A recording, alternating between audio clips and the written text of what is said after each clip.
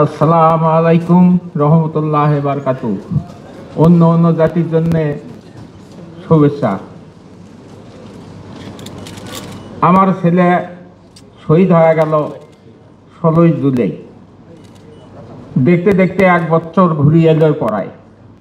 আমার ছেলের সাথে আরও যারা শহীদ হয়েছে তাছাড়াও ওই রকমের সময় গেছে।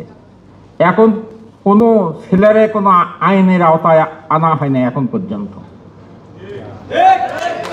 আমি দাবি জানাই সরকারের কাছে, এটা যেন আইনের আওতায় আনে কঠিনভাবে তাদের বিচার করা হয়। আর আমি সকল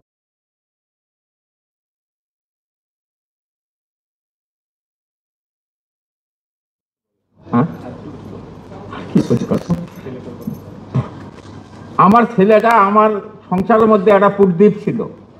আমার বাড়ি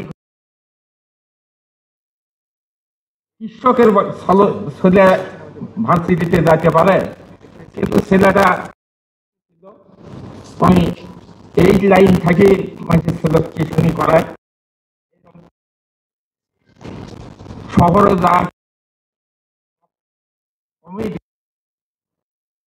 খরচ দিয়ে আমি পড়ছে পড়ে যে অনার্স পরীক্ষা পাশ করলি, তার নির্বন্ধন পরীক্ষা টিকছিল, পরে লিখিত পরীক্ষা দিয়েও পাশ করছিল।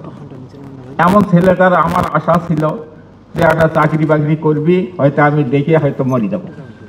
সেই আশাটা আমার আর পুরল না। ছেলে দুনিয়ার থেকে বিদায় হয়ে গেল। সকলে দোয়া করবেন ছেলে যেন জান্নাতবাসী হয়। আমার ছেলের সাথে আরো যারা শহীদ হয়েছে তাদের জন্যও দোয়া করবেন, সকলেই যেন জান্নাতবাসী হয়। আল্লাহ যেন শান্তি দান করবেন। আল্লাহ হাফেজ।